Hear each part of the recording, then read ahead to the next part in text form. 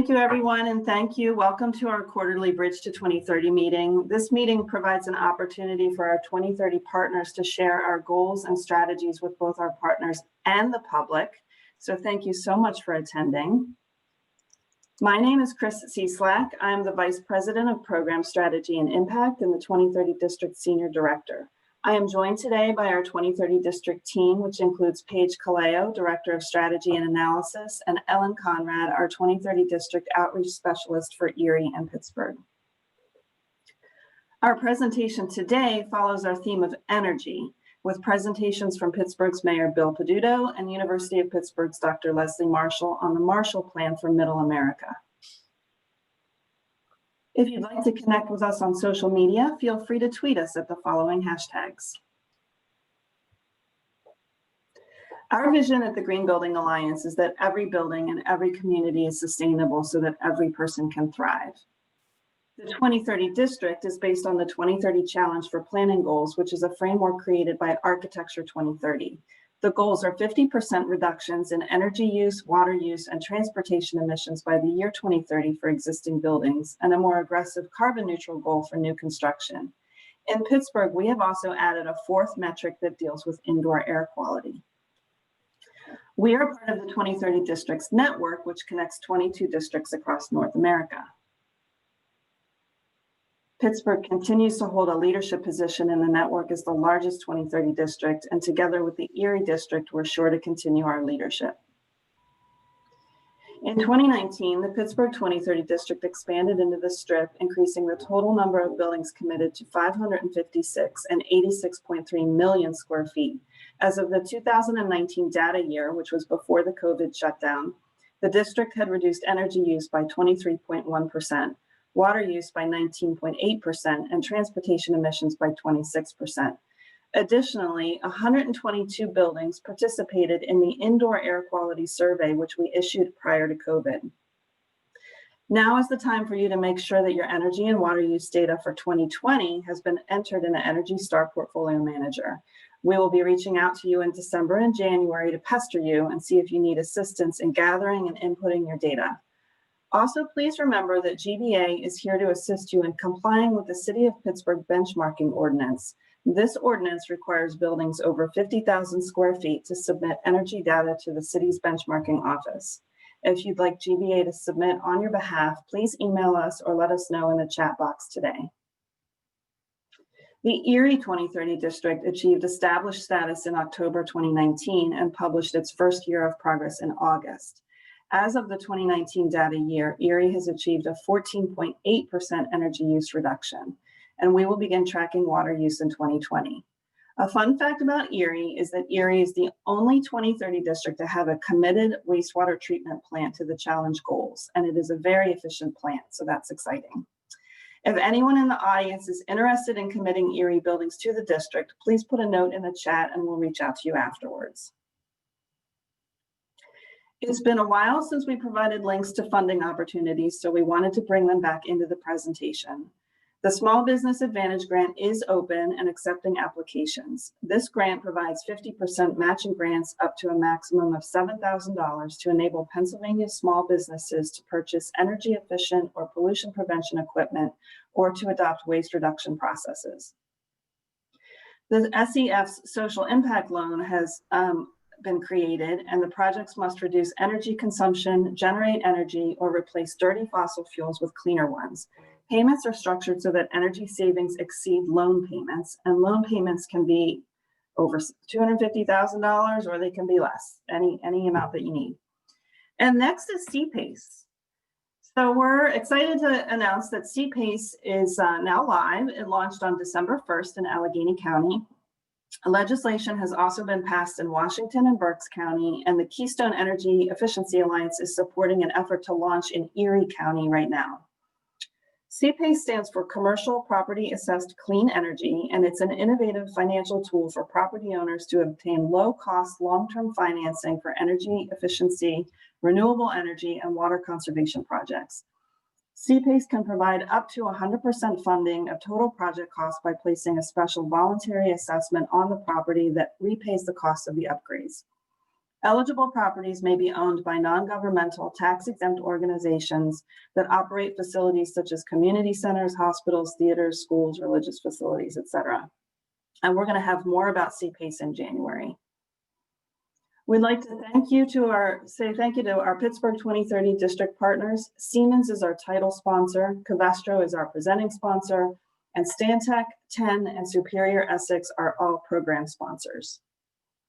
We'd like to also thank our Erie 2030 district partners, which include Total Energy Resources, Stark Esco, and Philtech. And now I'll hand it back to Jenna Kramer, GBA's Executive Director, to introduce the mayor.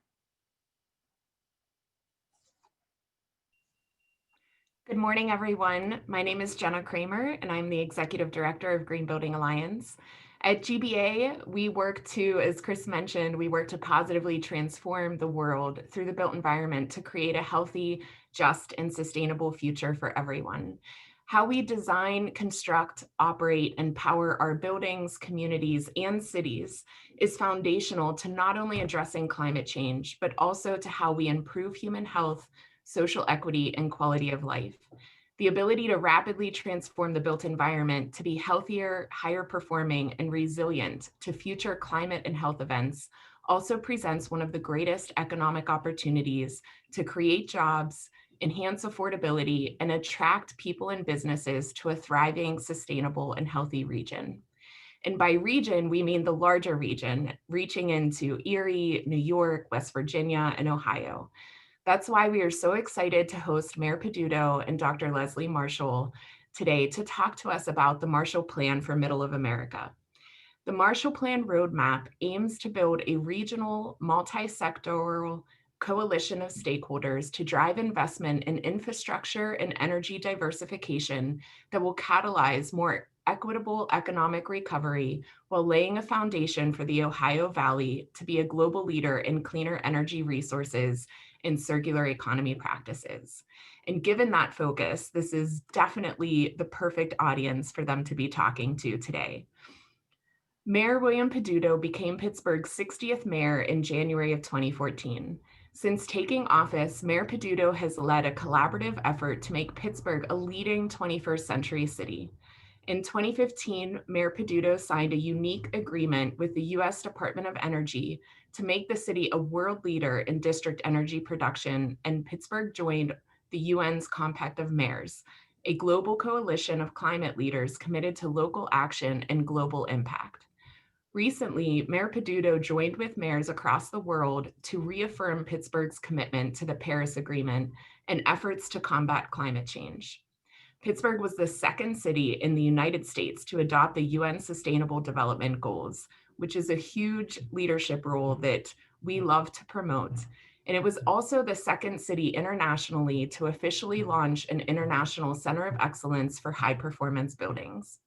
GBA works closely with the mayor and the city teams within the planning department, Office of Equity, and Resilience team to advance this public-private effort to rapidly transform the built environment so that all people can experience healthy, affordable, comfortable, and high-performing places to live, work, learn, and play. We are so excited to hear more about Pittsburgh's leadership role in this Marshall Plan for Middle of America. So please join me in welcoming Mayor Peduto. Thank you, Jenna. It's great to be here with everybody. First off, I want to recognize my colleague from Erie, County Executive Kathy Dahlkemper, who is with us as well, and to thank her for her leadership in Erie and for the work that she did in Washington as well in building out the type of opportunities that we're going to talk about today. I had the honor of living and working in Erie in 1996, living in Mill Creek and working on State Street for a congressional campaign for Ron DiNicola when he ran back then. And I have a very close affinity and love for that city. A lot of similarities as well. As they look, and Erie looks at the Great Lake regions, and recognizing it as being international between Canada and the United States, so too does Pittsburgh look at what we consider our home, Northern Appalachia. And not only Northern Appalachia, but what extends through the entire Ohio Valley. And we have to recognize that our future does not need to be wedded to our past, that we have an opportunity to be able to lead this country and this world once again and rebuild our nation through what will be the inevitable change of clean energy. Even though our region was born on coal, which was discovered on the shores of the Monongahela, it was built on oil, which was discovered in Venango County. It sits on the Marcellus and the Utica Shale reserves. It doesn't mean that that is where our future needs to be. We have the opportunity, if we can work collectively across West Virginia, Ohio, Pennsylvania, and Kentucky, and to begin to put together a plan, much like the plan that General Marshall from Uniontown in Fayette County put together after World War II, to rebuild our region, to rebuild our nation, and to do it in a geographical area that otherwise will be left behind. As Dr. Marshall, no relation, will go through in a moment, this plan utilizes many of the same principles and ideals, but what it's based upon are facts. Working together with the University of Pittsburgh, Katz Business School, working together with the University of Massachusetts Amherst, and working together with Jeffrey Sachs from Columbia University, who serves as the chief economist for the United Nations Sustainable Development Goals. We have been able to put together an economic development strategy, which, if utilized, will avert the loss of 100,000 jobs throughout our region, jobs that will be lost inevitably as the fossil fuel industry continues on a downturn, as more and more regions of the world change to renewable energy. 40,000 of those jobs will be lost in the state of West Virginia alone during the next 10 years. And we can turn that into a net gain of 400,000 jobs over these next 10 years. 400,000 new jobs directly through a new economy and reconnecting people who otherwise would be left out, whether these people call home the Hill District or Beltshoover or Homewood, or whether they call home Connellsville, Weirton, or Huntington, West Virginia. People who would be left behind in a new economy, having the opportunity to not only be a part of it, but once again being asked to build America. Taking advantage of one of the greatest resources that all 8 cities have, academic institutions.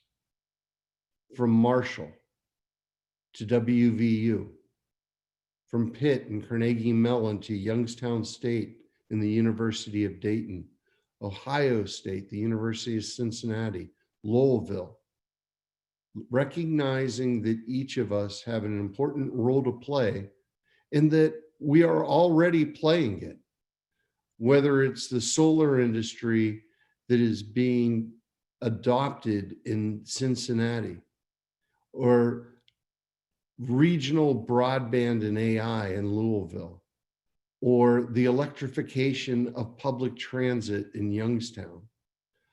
All of our cities have strengths in areas that we can concentrate on. And more importantly, we have companies right here, right now, that have the ability to expand their areas of operation and their areas of where they're able to develop their product, so that we don't have to buy electric buses from China. We don't have to buy solar panels from India. We don't have to have them manufactured in places throughout this world. And our wind power doesn't have to be generated by Germany. It can be done right here using American steel, American companies, in keeping these communities that have been the backbone of building America as the critical component of this new revolution, these small towns that surround our cities, and making sure that the reinvestment happens through a greater portfolio and understanding of the companies that have worked in those areas for years, and through the assistance of federal grants, federal programs that recognize that in lower income areas that greater assistance will be needed, state assistance that will create tax aversion programs, and the ability to allow equity from private industry to be partnered with the ability to utilize organized labor's pension funds and the pension funds of local government, combining for a total of $60 billion of annual investment a year for the next 10 years. We can watch as our region will rebuild and will prosper. And it will do so in a just transition that will allow us to meet our Paris goals, but to do so without placing organized labor against environmentalists, without the ability, of being able to bring all together at the table, whether they are fossil fuel industries or they are our partners in Reimagine Appalachia, who are the grassroots organizers of understanding where our future is. The Marshall Plan for Middle America is an economic development plan that shows us how it can be done. And it can be done in a way to allow us to reach our goals in an area that has been dependent upon fossil fuels, understanding that not every area in this country is the same, and trying to create one plan that will fit all will end up leaving areas like ours behind. This is a plan that recognizes the importance that our region has had and recognizes the impact and the potential that we can have if we work together. I'd like now, if I can, to turn it over to Dr. Leslie Marshall, the architect of this plan, for her more in-depth understanding of the plan, and then open it up for questions and answers, and to be able to get your input on what the critical next steps will need to be in order to be able to make it happen. Great. Thank you, Mayor Peduto. This is Chris again. I'm just going to interject and introduce Leslie before we turn the screen over to her to share her slides. We would like to thank our meeting sponsors, Duquesne Light, St. Moritz Building Services, 3R, Philtech, Gendico, Evolve EA, Total Energy Resources, Train, Mascaro, Urban Redevelopment Authority, and WGL.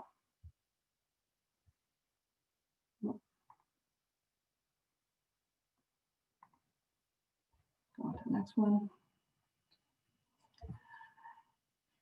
Just a second.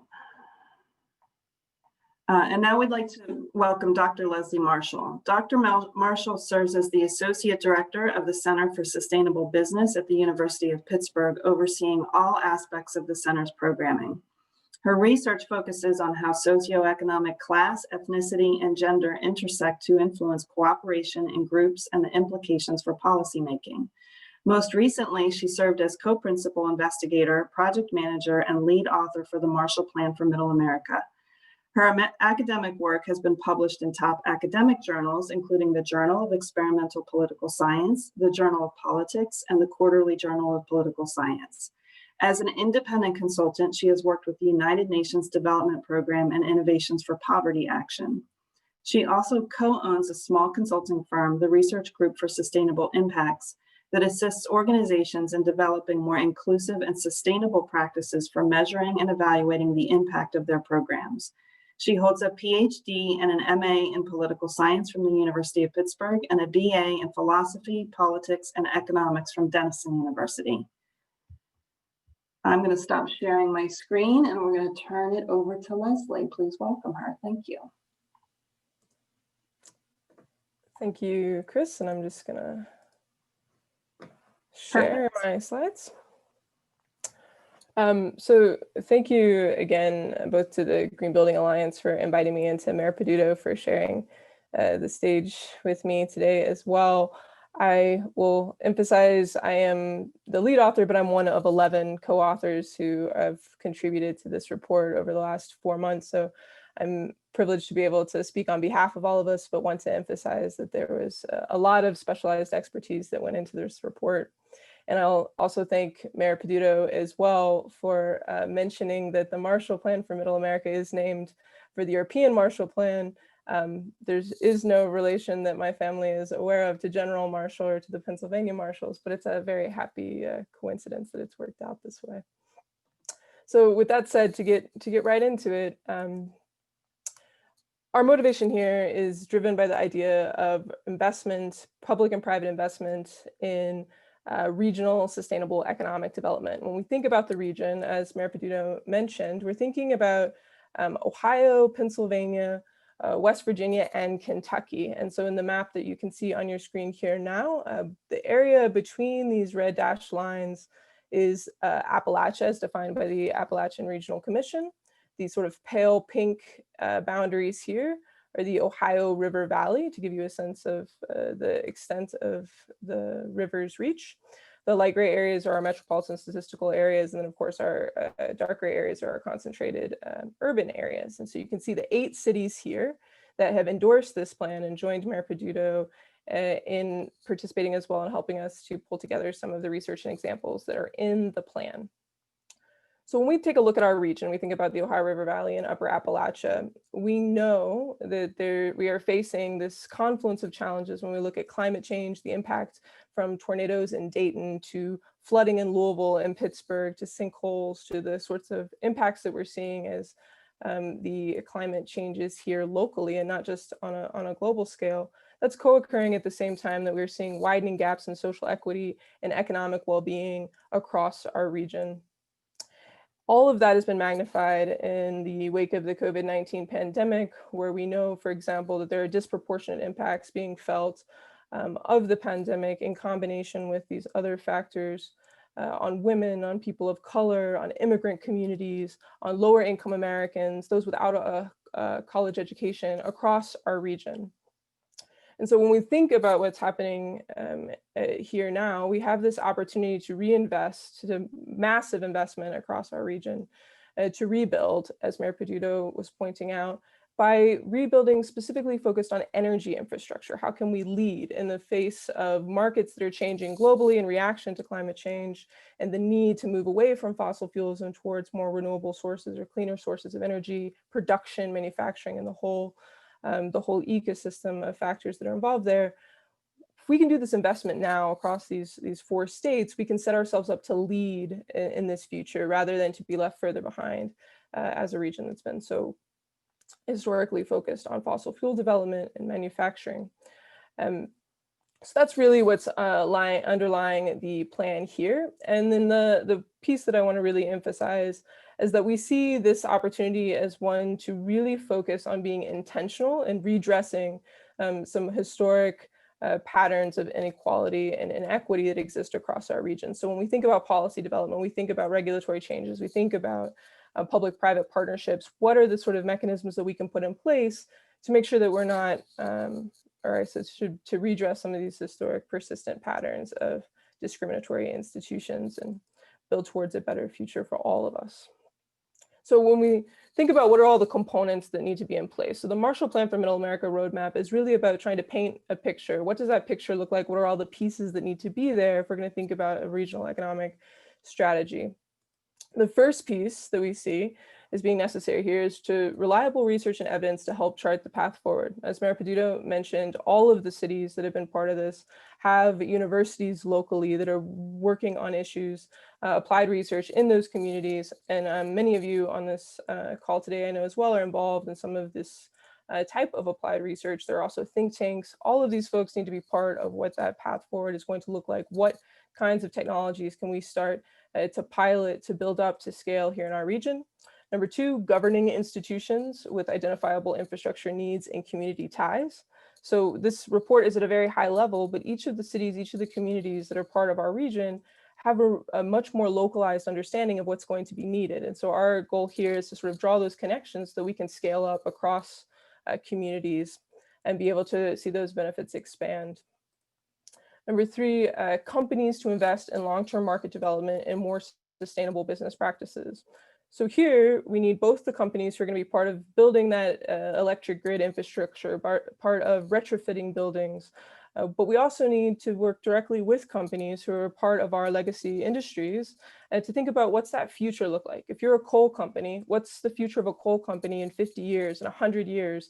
How can we all work together, as Mayor Peduto was mentioning, to do a phased transition, a just transition, where we're preempting what's going to happen in 10 years and 20 years and putting in steps into place to make sure we're working directly with companies and communities.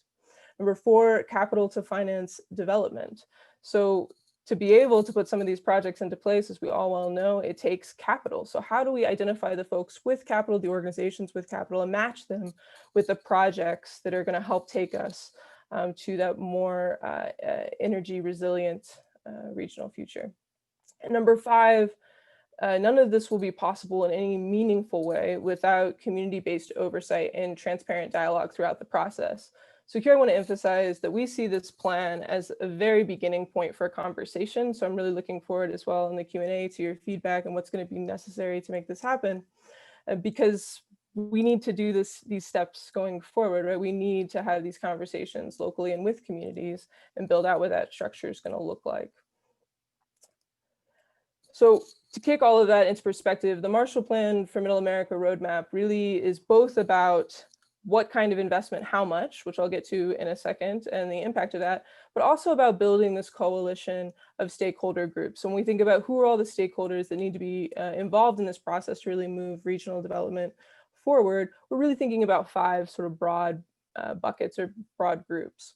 The first being the research and development arm, as I mentioned, universities and think tanks that have the skills to work in partnership with municipalities to solve local problems, with companies, to really build those public-private partnerships, community organizations. So here we're talking about nonprofits, particularly grassroots. So organizations that have deep connections to the communities where they operate, foundations who can play a strong role as well in funding some of this development, labor unions who are a strong part of the report in terms of their ability to participate in workforce development to enhance equity. So pipeline programs that promote more women, more people of color in union, entering union jobs, to be able to advance through union leadership. I mean, that has a big impact on making sure that the jobs that we're creating out of this new energy future, new energy forward economy are more inclusive than the ones that we currently see in the US energy economy, which is one of the more homogenous parts of the US economy from a workforce perspective.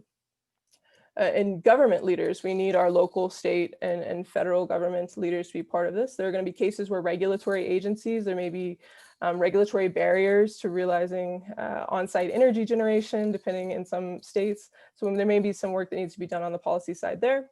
And then in terms of investors, where's the private equity? Who are the folks that want to invest in that way? Where are the pension funds, endowment funds, and so on, as Mayor Peduto was mentioning? And then, of course, companies, right? Both on the generation side in terms of supplying more renewable energy options, cleaner energy options in terms of retrofits and so on, but also companies demanding this kind of infrastructure. So companies that want to relocate their operations for manufacturing industry to our region because we have a more advanced renewable energy infrastructure. So that's what we're thinking about here. So in the outline itself of the roadmap contains all of these components. I want to highlight a few of these today and then invite you all to view the roadmap, which I'll put the link into the chat after the presentation. But first, I want to talk about what kind of investment we're talking about. So Mayor Peduto mentioned some of these figures early on, and I'll just get into a little bit more detail here. But first, I want to take a moment to note that this analysis in the report was conducted by our partner, Dr. Robert Paulin at the University of Massachusetts Amherst. I'm going to present today the high-level aggregated estimates for the 4 states. If you want to get the detailed state-by-state analysis, I will also drop the Reimagine Appalachia campaign's link into the chat, unless someone else is able to help me with that. I know Patty DeMarco is with us, so perhaps there are some other Reimagine Appalachia folks on the call, but I will drop that there. There are much more in-depth state-by-state analysis available on their website. They've been a tremendous collaborator on this project. So if we want to tackle those challenges that I opened with, to reduce climate change, to address these persistent inequities that exist across our region, and to build an economy for the future, we want to drive that by investing in the kind of technology that we need to meet IPCC targets. So emissions down by 50% by 2030 and zero emissions by 2050. So the economic analysis finds that we need $60 billion per year in public and private clean energy investments over the next 10 years. That's about 3% of regional GDP across the 4 states. So all of the information I present is aggregated across the 4 states. That breaks down to about 15 billion in energy efficiency investments. So when we think about energy efficiency investments, these will be familiar to many of you: building retrofits, industrial efficiency, combined heat and power, electrical grid upgrades, public transportation expansion and upgrades, and expanding high efficiency auto fleets. A little bit more detail on these in the plan as well. And then that other 45 billion needs to come in the form of increased clean renewable supply expansion. So we estimate that's going to be about 50% into solar, about 20% into onshore wind, 15% into low emissions bioenergy, 7.5% into geothermal, and 7.5% into small scale hydro. That's so 60 billion for each of the next 10 years. And then we need from 2031 to 2020, the estimated need is about another 32 billion per year to meet demand in terms of energy consumption. So part of the question that we do not take on in the report explicitly, we do not make a clear recommendation about what this would look like, is what's the distribution of that capital stack? So Mayor Peduto spoke to this in his remarks. Where is that 60 billion going to come from? And I want to emphasize here, it's going to need to be a mix of both public and private clean energy investments. And he listed a few of the options for how we might accomplish this, but we're thinking about things like pension funds, we're thinking about bonds, we're thinking about federal government providing some of that catalytic investment and so on. And what that exactly looks like will just depend in part on some of the policy making that takes place in the next year or two. Now, if we do that, so if we manage to drive this massive amount of investment in our region for the next 10 years, what's the potential impact of that in terms of employment, in terms of jobs on people in our communities? So that 60 billion invested annually, our analysis suggests that this is going to translate into about 270,000 direct and indirect jobs and about 140,000 induced jobs. So direct and indirect jobs will be people working directly in the clean energy economy, or people who work in jobs that provide inputs to that economy, and 140,000 induced jobs being the additional jobs that are created simply by having more activity, more investment in the economy. So we're looking at the potential for, as Mayor Peduto mentioned, 410,000 new jobs annually on average, if we make this investment, right? If we can drive this kind of development for our region. That represents about 1.8% of the regional labor force, and in the aggregate, and 410, 2.7%. That has the potential to reduce unemployment. Again, this is a projection, reduce the unemployment from 8% down to about 5.5 or 6%. That is a big impact in our region. And then part of the part we want to emphasize here is that we have this opportunity to prepare our communities to lead during this global transition. We know that as the global energy markets are changing, this is happening. We can see it right here in our own communities. Fossil fuel related industries are going to continue to decline. And the estimate that our economist has put together in the report is that we're potentially looking at a loss of about 100,000 jobs over the next 10 years in fossil fuel related industries. That includes, as Mayor Peduto mentioned, 40,000 jobs in West Virginia, which is a huge impact on employment, but also on the lives and families and communities that all of those folks live in terms of who's affected as those impacts radiate outwards. We see not as high, but still we see job losses in Kentucky, Pennsylvania, and Ohio as well. And we know that's going to happen. So this proposal represents an opportunity to get ahead of that.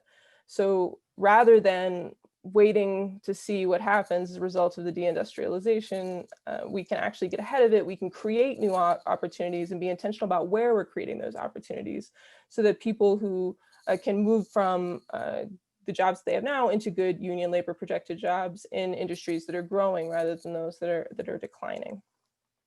So the other two pieces of the roadmap I want to highlight today, one of the things that we are very intentional about in the roadmap is pointing out that this is not, this isn't something that's only happening on the coast. This kind of development isn't something that's unique to California or New York, or it's only in Europe. It's happening right here in our region.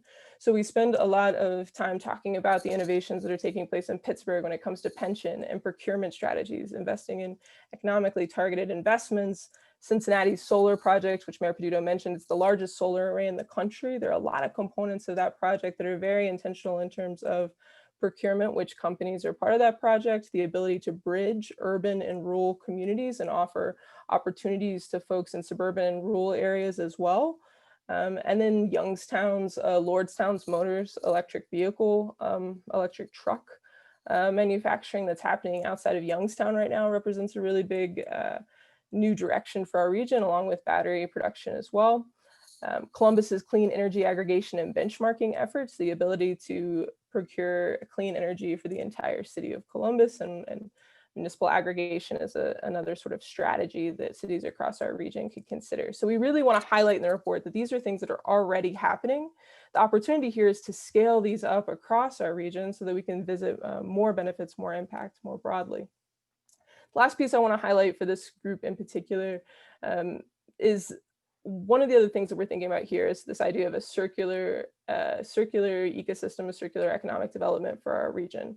And circular economy, in the definition that's used by the Ellen MacArthur Foundation, as many of you are probably familiar, is one that's based on the principles of designing out waste and pollution and keeping products and materials in use and regenerating natural systems.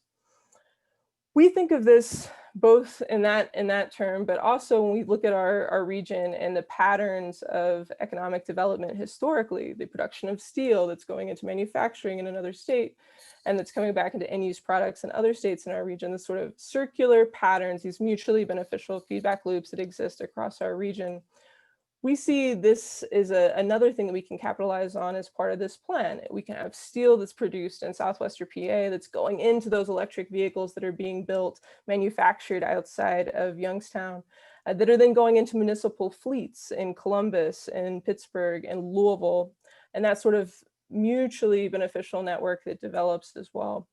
And then want to as well specifically highlight this Pittsburgh example to give you a sense of when we talk about all of those stakeholder groups being involved in the process and the potential to magnify that impact, and why it's so important that we are talking across sectors as we build this out and build this coalition, is that when we have the kind of goals that we have in the Pittsburgh 2030 districts, for example, you have these district scale commercial building participation, that those commitments then lead to the need to retrofit buildings, which requires workforce development, as many of you on this call are aware. So the need to partner with organizations that are helping build out the workforce, whether that's also includes, for example, in Pittsburgh, we have the Climate Action Plan, and in Pittsburgh's investment strategy and procurement practices that are also part of making sure that we're hitting those targets and sourcing responsibly, and all of the pieces that need to be part of that puzzle. You can really see how the impact of this can radiate outwards, and why it's so essential that we're all part of the conversation if we're going to take advantage of the opportunity here. Last slide is just to highlight what are the next steps. So we've released the roadmap. It's available on the Center for Sustainable Business website.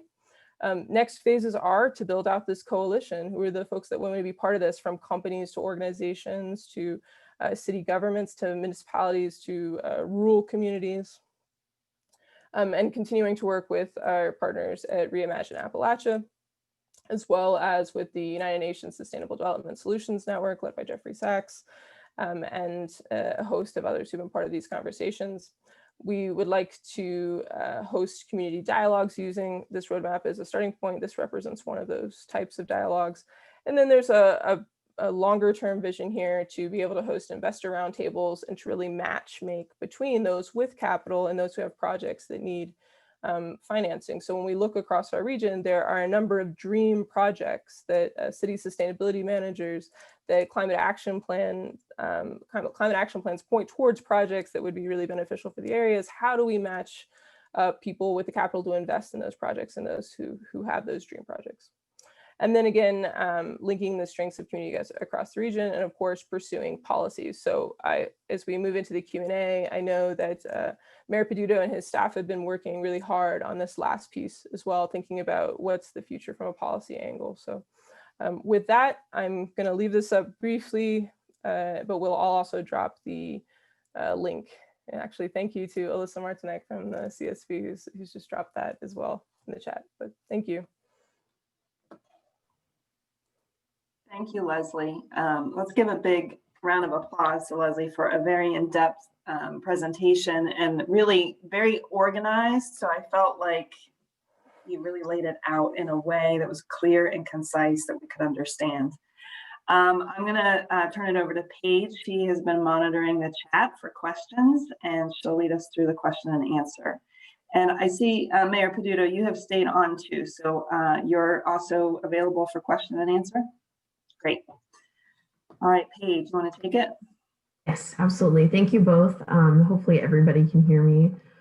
So looking in the chat, I saw that County Executive Kathy Dahlkemper had a really good comment. So Kathy, if you wouldn't mind unmuting yourself and speaking your mind. Thank you. Well, thank you for the presentation and for your leadership on this, Mayor Peduto. What I was saying as you were talking about renewable energies was possibly including offshore wind also. Lake Erie, particularly between the eastern part of Ohio and into the Pennsylvania waters, has been shown to be some of the best consistent wind. And if you live up here on the lake, you know that.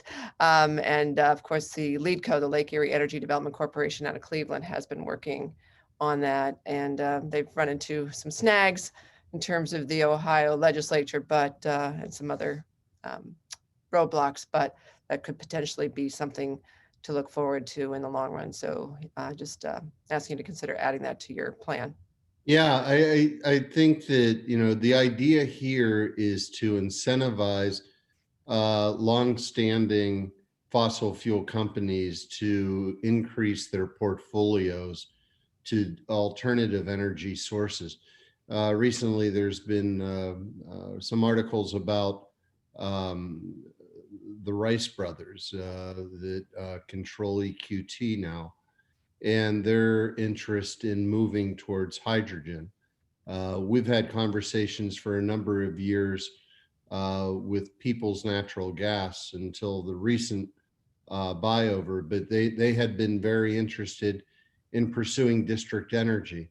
It's we can fight them. I mean, there's no doubt that there's an interest in this country to move towards renewable, or we can win their hearts and minds by being able to say, we'll partner with you in finding new ways to produce energy and to keep the people that live in our area employed and the communities that they live in sustained. And I think that that is a really great idea, especially with the Great Lakes region, all in a way, on both sides of that shore, but on the American side, being able to utilize energy companies that don't have renewable as part of their portfolio, that same opportunity. Yeah, I think that that's a perfect way to do that, is to partner with them and to bring them in to this. And if you've ever flown across the lake here and looked at the Canadian side, the amount of wind energy just over our shores in Ontario is amazing. And so, our partners in Canada have got this figured out, and hopefully that's just one type of renewable energy that we can all come together on with our energy companies. Thank you. I might just add to that the recent partnership with Glasgow between City of Pittsburgh and City of Glasgow, the UK's 10-point plan includes offshore wind as a key component. So perhaps that's those discussions are also part of that conversation, that we could leverage their expertise as well. Thank you. Thank you so much. All right, I see Patty DeMarco has a question. Patty, if you wouldn't mind unmuting and asking your question. I think Patty stepped away briefly. I'm looking at her camera. I think she had a phone call. Okay, no problem. How about JD Barry from Siemens? Hey, I'm JD Barry. I'm from Siemens, as Paige said. Thanks for taking the time, Mayor, and thank you, Doctor, for sharing the plan. This is great stuff. My question, it's a question that I run into, on different topics on a day-to-day basis. It's about, how do we? Sorry, my son just ran right in here. It's about how do we, bring new technology to a space and all these new products and services, and then when we encounter the resistance of, well, we've always done it this other way, how do we kind of break through that? So my question was, all this makes sense, but how do we combat this, ingrained resistance to this new economy, or is it just going to take time to kind of overcome? I think the one advantage that the coast has maybe is, rightly or wrongly, it has this reputation of being, more forward thinking than maybe we are in the Midwest. And so just wanted to get your thoughts on, how, you are addressing some of that ingrained resistance, and then how we can also do that in our daily lives too.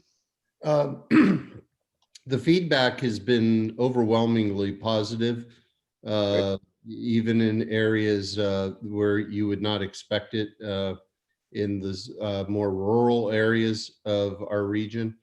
So there is somewhat of an understanding.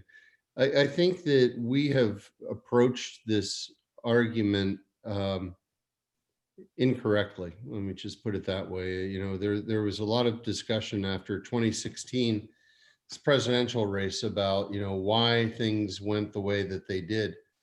And telling people who have a history of building and manufacturing and a proud legacy of building this country that we will train you to become coders, be blunt about it, was tone deaf. We were not speaking in a way that where people saw where they had a part of the future. And when having to choose between a false hope and no hope, you'll gravitate towards false hope. So I think it begins by changing the narrative and by being respectful to the areas of our region that have had the direct impact of building the rest of this country, every bridge, every skyscraper, and everything else, and understanding the generations of those workers have been the critical component of making that happen, and that at this time we need them to help us to make that transition. So it begins by, I would say, it may sound harsh, but not talking down to our neighbors, but talking up and showing that there is a place for them and their children in the future. Siemens has been a great partner in being able to recognize the potential of district energy and hydrogen energy.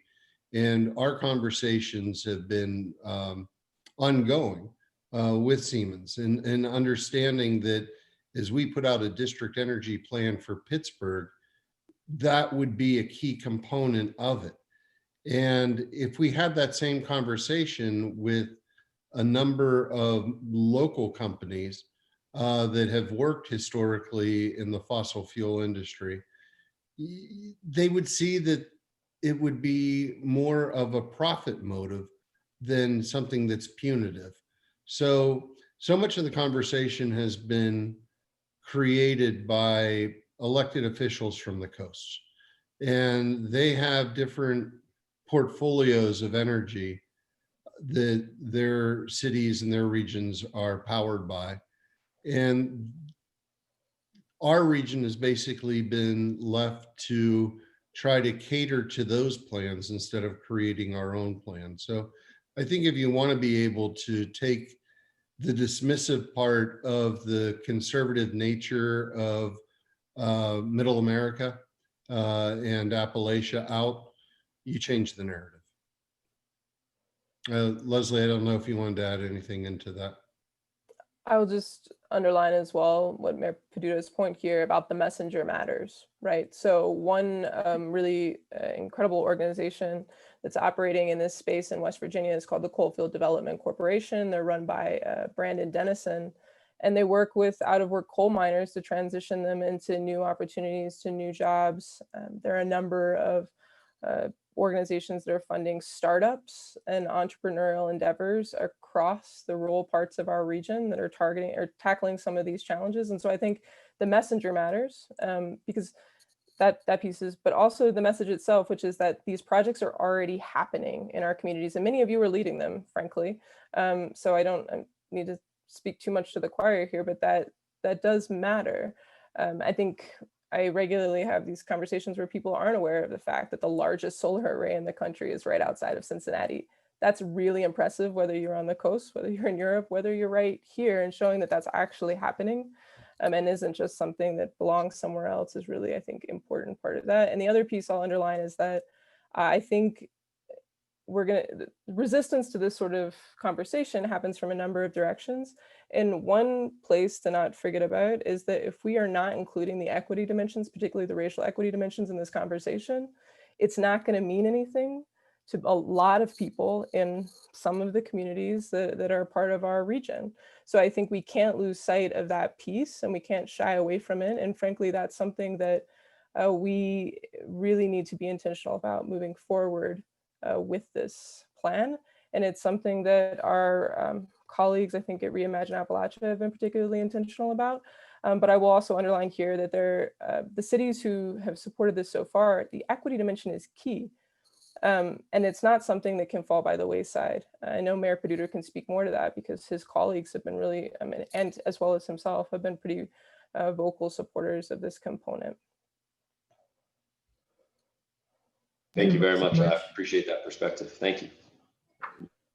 Thanks, JD. Thanks, everyone. I also agree that the narrative is incredibly important, and I agree that changing that narrative will do a lot to bring everybody together. So next, we're going to move on to Alexandra Henniker, who has a question. Alexandra, if you could unmute yourself. Sure. Morning, everyone. My name is Alexandra Henniker. I'm with CMU. And thank you so much for organizing this. It's really interesting to learn a bit more about this. I think I want to pick up on some points that Dr. Marshall raised, particularly about international cooperation and the importance of equity. Congratulations to Mayor Peduto and the entire Pittsburgh team for publishing your voluntary local review of the Sustainable Development Goals. The roadmap that Dr. Marshall presented echoes a lot of those themes, in particular, the bit about equity and workforce development, in addition to the more obvious, let's say, green goals that you touched upon. So I was curious if you've thought much about how your commitment to the sustainable development goals will complement these efforts related to the Marshall Plan, if you had any thoughts about that. Yeah, I would say, and first, Alexandra, thank you for providing basically the guidelines on being able to measure to see how we can do that. Your work has been transformative, and we're very honored to be one of the first American cities to incorporate it into our plan. The idea would be expanding upon it. So the city can look at the SDGs, and we're actually incorporating them now into our budget so that our budget will show in with the little chart how everything that we're doing and all of our commitments to spending are being recognized as a way to accomplish our goals within the UN SDGs. But what I think this does is it does basically what the institute where Dr. Marshall works. It provides that same type of a structure for private companies, even though it may not be formally launched as, you know, how you're meeting your SDG goals. It shows how sustainability and the practices of industries in this region can be directly affected in a way that is also profitable. And Leslie, I don't know if you wanted to highlight just basically the Institute and the work that's done there. Yeah, sure, I appreciate that. So the Center for Sustainable Business, we work directly with companies who are looking to transform into more sustainable business models. And that's from a strategy perspective. So what are the things you need to do to make sure that sustainability is part of your decision-making across all of the departments, all the operations within the company, that it's not siloed or relegated to one, and that it's not treated as just about environmental sustainability, right? So thinking about how you can also make advances in your hiring practices in HR, in the way you work with customers in your supply chain and so on. So we do, we have member companies who we work with that are looking to make that transformation. And in some cases that is about the SDGs, where companies are looking for, you know, what are the things I should be tracking? What are the impacts I should be looking at? A lot of companies are reporting on these now, obviously, as many of you will know. I think with respect to the SDGs in this particular plan and how international cooperation fits into it, and you also brought up the equity piece. So there's a lot of things that we could pull on here, but I think it's a good opportunity to bring it back to the language piece, right? So I think one thing that's really great, and you know this as well as anyone given your work on the SDGs, but it provides a common language for people who are trying to speak across sectors, across geographic boundaries and so forth. But it's has more traction in many other parts of the world than it does here in the United States, and in particular in Pittsburgh. So I would say that it's definitely part of what we're doing. It's there. We are working closely with Jeffrey Sachs and the Sustainable Development Solutions Network, which is all about community education and outreach on SDGs. But I think that there's still quite a bit of work to be done here. And in that respect, I might point towards the work of folks like Fred Brown at the Forbes Funds and others who are looking at ways to integrate SDG measurements either in grant reporting or in regional metrics that we're using. So I think there's a tremendous opportunity there, and I expect more emphasis to be there in the future. But I think the language we're using matters. And that's how we talk about things. We have to recognize that that's going to resonate differently with different communities and different groups. Thank you. I wrote in the comments that I think that Pittsburgh is actually leading the way, and I've worked in a lot of different places, but I think that it's really hard work and it's a really wonky framework. But I think if you take the right approach. Like, I think you said this many times in your presentation, Dr. Marshall, show people what they're doing is already helping to contribute to those goals. That's a really important way to help them understand why this framework matters. And there's so many examples, and I'm very happy to have moved to Pittsburgh to learn about them from all of you. So thank you. Thank you. Thank you so much. Our own Ellen Conrad from GBA has a question. Ellen, if you wouldn't mind unmuting yourself and asking. Oh, sure. Let me get that pulled up. My question had to do with collaboration between the different governments. So you mentioned that the cities are collaborating together around a circular material economy. How would the collaboration expand into other parts of the plan? Leslie, you want to take that first, and then I'll just try to add more of a government side, political side to it after that. May I ask, Ellen, would you mind rephrasing that one more time, please? Absolutely. So I'm just curious about the conversations happening on the planning side behind the plan. So you mentioned that you talked about funding and how funding, we don't know yet who will take on how much of the funding to make the plan happen. But like, as far as coming together around these, like, are you forming a coalition, like meeting to talk about the parts of the plan? Like, how are you going to track your progress together? I think this is a great question, and it's one that we are still talking about now in terms of what's the best way to move forward. So that I will speak to the university's involvement a little bit here, and then I'd like to actually defer to Mayor Peduto, whose office has been leading a lot of the next steps conversations.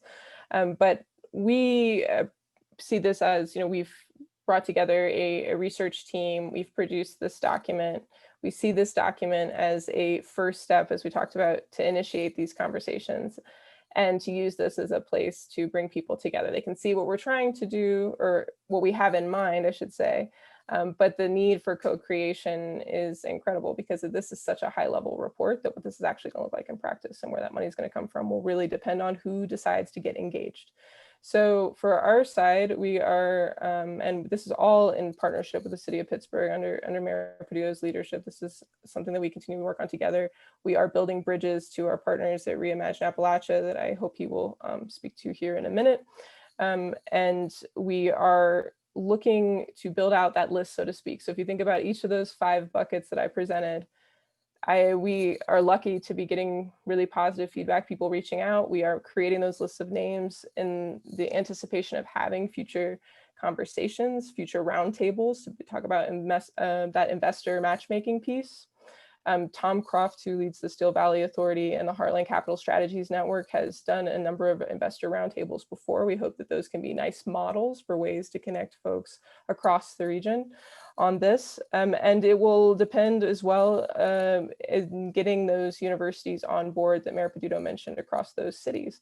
So Mayor Peduto's office is in regular contact with the mayors and their staff in each of the 8 cities in terms of how we can keep this partnership going, but also grow it, right? So that this is going to be much more expansive and lead to scaled up impact. So in that respect, I would say, if you're on this call and you're interested, please reach out to myself, and I will put my email in the chat at some point shortly, or I'm sure any of the Ellen or any of the other GBA folks would be happy to put you in touch with me if you reach out. You can also reach out to Grant Irvin. Many of you are probably work with Grant in your day today. He has been a tremendous partner in the mayor's office on this. So to put us in touch.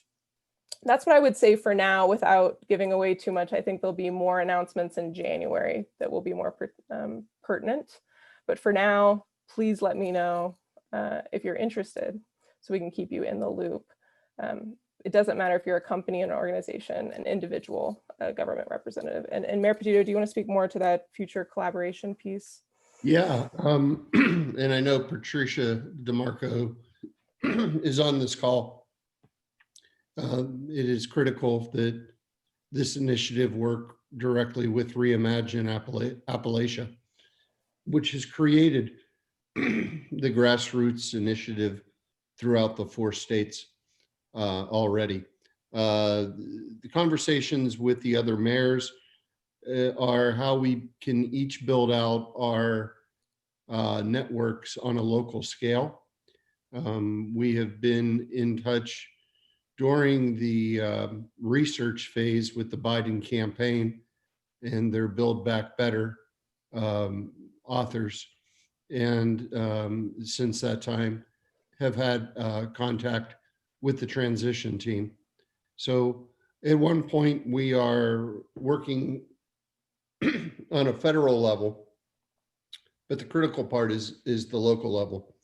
The next phase of engagement, at least with communication, will be from academia, from the University of Pittsburgh, Amherst, Columbia, about how that critical role of the university can substantiate this model through innovation, of the partnerships that universities can provide in each of the 8 cities to really not just sustain this type of an economic development model, but catapult it. And so working together on a communication strategy over the next 6 weeks will be the next phase within the Marshall Plan movement, while at the same time working to see what we can try to be able to get on the radar in Washington during the first 100 days of a new administration, while simultaneously working with the grassroots organizations in each of the 8 cities. Thank you. Patty DeMarco, are you back on? Do you want to ask your question?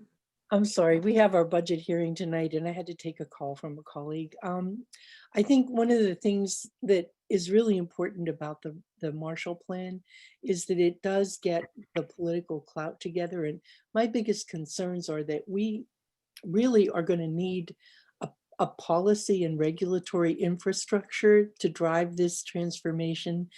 And without the state level and even the federal Senate level control over what can happen, we're still going to be fighting against this, brick wall. And I think we're going to need to create a broader and deeper demand from the public in order to advance this where it needs to go in time. And I think one of the things I wanted to ask is, how can we as community people and all of the people on this call of 132 people, how can we help to build the political will to do what is necessary? We're not facing technology problems. We're facing an entrenched mindset driven by the fossil industry people. How can we give them a vested interest in the success of something that puts away and leaves in the ground the things that they've depended on in the past? And I think we need to have a path for them to participate so that they stop obstructing everything so effectively. Well, I mean, that I think was the accelerator of getting this research done. It was a conversation that I had with Jeffrey Sachs in London.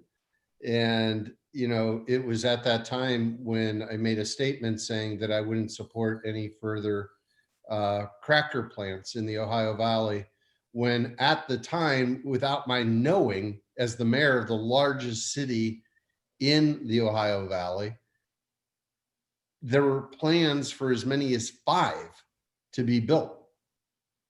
I mean, that would have a direct economic impact on the city of Pittsburgh through an opportunity cost of all these companies that are moving here deciding maybe we don't want to be there. And maybe we don't want our kids living downwind of 5 cracker plants. And so we didn't have an alternative economic strategy that we could present that could show what an economic impact would be if we were to invest in green and clean. So that's why this was actually born. It was an essential need to stop playing defense and start playing offense. Now, the state just came out with their projections over the next 10 years of how much job growth will be occurring by industry in southwestern Pennsylvania. And the University of Pittsburgh has done its analysis on it through UXAR. And quarrying, mining, drilling has a potential 400 more jobs to the region over the next decade. And that is where we're putting all of our eggs in the basket. I mean, we have to look at this through the lens of reality of economics and not just on power politics, and being able to recognize that the future of our region is at stake. And we had better be more deliberate in our attempts to recognize the political realities. I've made the argument for 30 years on environmental necessity of cleaning our environment, and it's fallen on deaf ears in a lot of different circles. Maybe if we start talking green through money, we'll be able to convince others there is a reason for them and their companies that they would benefit from supporting this type of a plan, and that we'll actually look to get the support to help their companies to expand right here in this region. I always look back to Phipps, and when they started the Living Building Challenge, and when they wanted to create the greenest building in the world, they didn't have to look more than 100 miles in radius in able to get all of the products, the engineering, the design, and every other component of it done. And if you think that all of those different companies, from the ones that are providing the non-toxic carpet to the engineering of how to build the building's HVAC system to everything else, if they were able to expand, and if you have an idea that in the future, this idea of a power grid will be gone, that the buildings themselves will produce the energy to run them, and in the midterm, it will be done through district energy, then you have to think about what are the benchmarks to get you there. And in Pittsburgh, I think we have the ability to be ahead of the world on this. This is why the GBA was created. I mean, going back, Teresa Hines had this crazy idea that buildings could be built much more efficiently, and they should be done here in Pittsburgh. And I had the honor of working, with GBA in its first few years with the convention center. And when my boss, Dan Cohen, was made the chair of the committee overseeing the construction, it was GBA who led the way in talking about green buildings when nobody here even knew what the hell green buildings meant. And we were always ahead of the curve. This is just that opportunity to keep us ahead of the curve and to invest back in Pittsburgh, Appalachian-based businesses, in order to be able to use the simple motivation of profit to do the right thing for the environment. So what motivates them? Money. In short. Raiden, I saw that you had a really interesting question on agriculture. Would you mind unmuting and asking your question? Hi, thank you. Good morning. I work with Grow Pittsburgh, an urban agriculture nonprofit working in Allegheny County. And I'm curious whether there's any discussion of agriculture in the Marshall Plan, particularly as it relates to leasing that land for renewable energy, carbon sequestration, job training, and also thinking about agriculture as being one of the largest industries in Pennsylvania. So maybe I'll say this first. I wouldn't say that we do not spend a lot of real estate in the roadmap on agriculture, no. But that doesn't mean it shouldn't be part of that solution, right? So when we talk about the need to build out the renewable energy infrastructure, the need to have more generation, there's no reason why those solar panels cannot be commingled with agriculture, right? In particular, in our state, some of the academics that I've spoken to as we've been preparing the report are also folks who have expertise in bioforestry and bioeconomy. There is also some research pointing to the ability to integrate indigenous land use practices as part of rebuilding the forestry industry across the Appalachian region.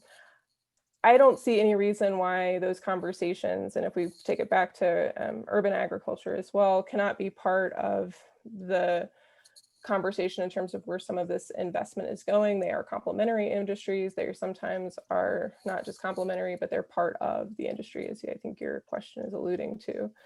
So there's no reason that they couldn't be part of it, even if we don't go on about them at length in the roadmap. Mayor Peduto, do you want to add? I would just add that, we support Reimagine Appalachia's idea of the recreation of the CCC and being a component of that, which would then benefit not just the 8 cities, but the smaller towns and villages throughout the region.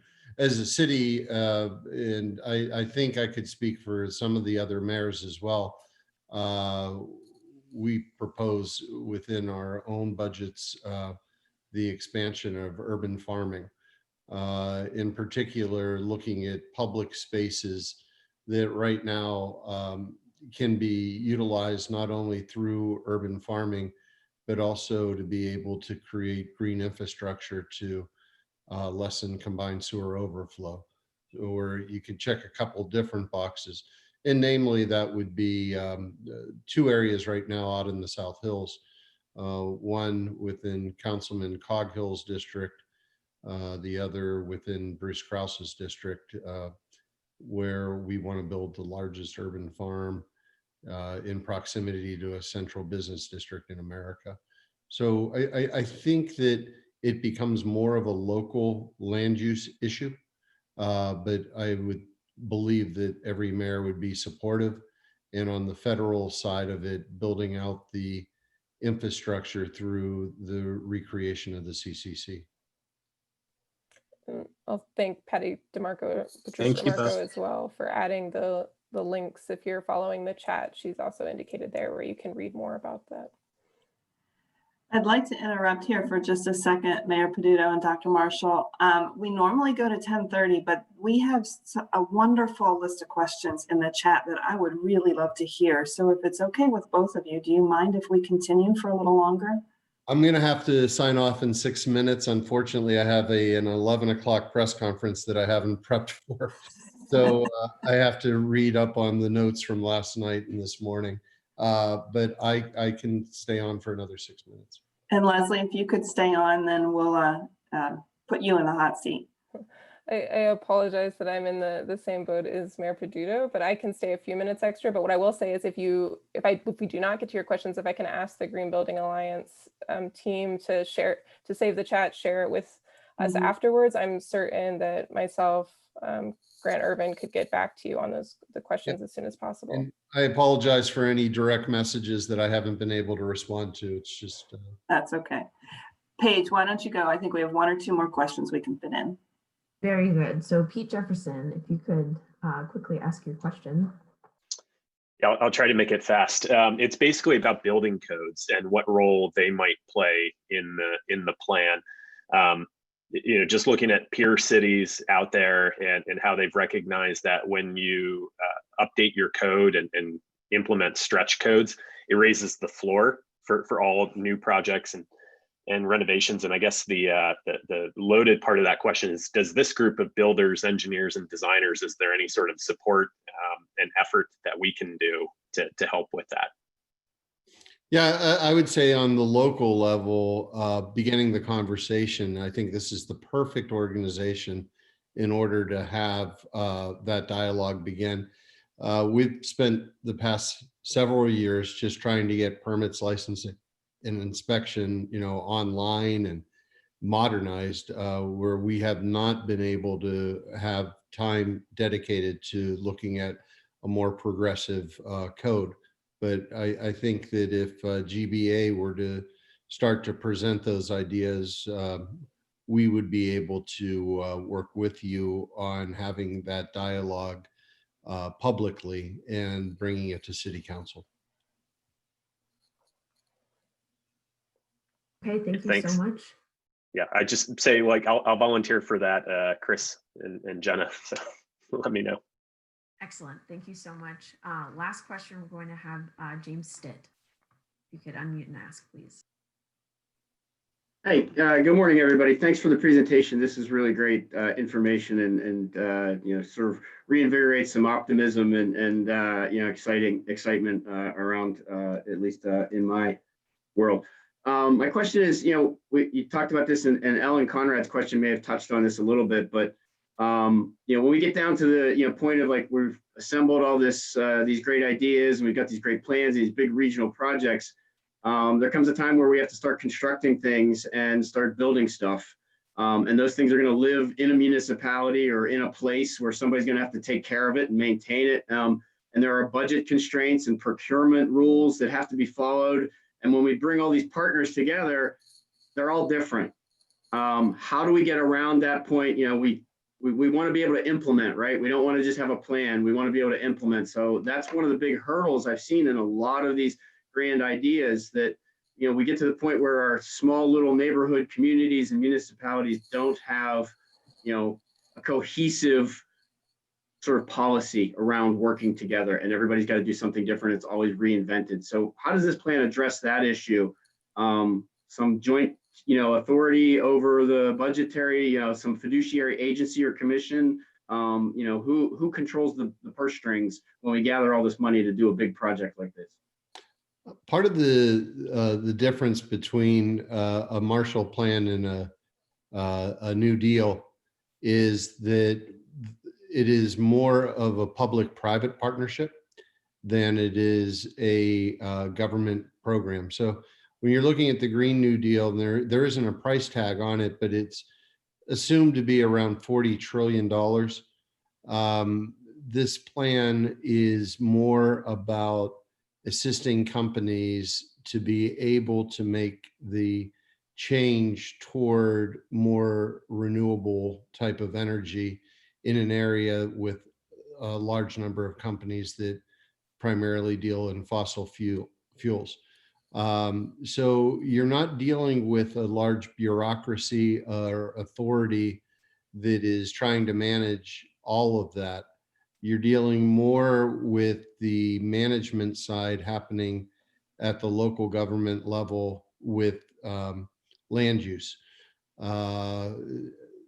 As you start to look at larger plans that may involve, like Cincinnati's plan with solar, it really becomes an issue of municipal government in much the same way that if you were building out a shopping center, being able to manage all of the different components of land that would be not necessarily, but potentially negatively impacted in a way that minimizes that type of an impact.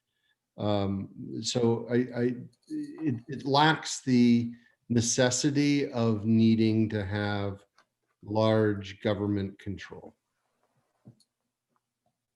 Okay, great. I don't know, Leslie, if you wanted to add to that, but it is by nature a program that is looking for partnerships and opportunities to keep local companies in this region, especially those that have helped to build communities around them. And, there's been good conversation with some of the fossil fuel companies who have reached out of looking towards ways to expanding their portfolio. Some of them are going to say absolutely no, though, and they're going to go back to this argument that, you know, we can fight this and get the votes in Washington. But I would remind them that Kentucky's on this list. Kentucky is the home of Mitch McConnell and Rand Paul. And if they want to say no to funds coming to their state in order to be able to keep it up with the 21st century, I welcome that debate. Leslie, did you have anything to add? I won't add anything to that, but yeah. Great. Mayor, I know you have to go. A big thank you to both you and Dr. Marshall. If everyone could please give a virtual round of applause. We really appreciate your time today. Great discussion and a great way to get into the weeds and into the details. Really appreciate it. Thank you, guys. Thanks. And as a long-term supporter and fan of Green Building Alliance, thank you for the incredible work that you do. This is aligned directly with your mission. Yes. Because of the decades of learning from the work that you've done. So thank you. Thank you so much. Yes, this was great. So we'll conclude our presentation. If you would like to join our network, here are ways that you can get involved. And if you're not sure whether you're a member of GBA, please let us know and we'll check it for you. We are a membership organization, so we do rely on our members to advance sustainability in our region while working with organizations to address public health concerns. If you join today, you invest in the future of our region so all people can thrive.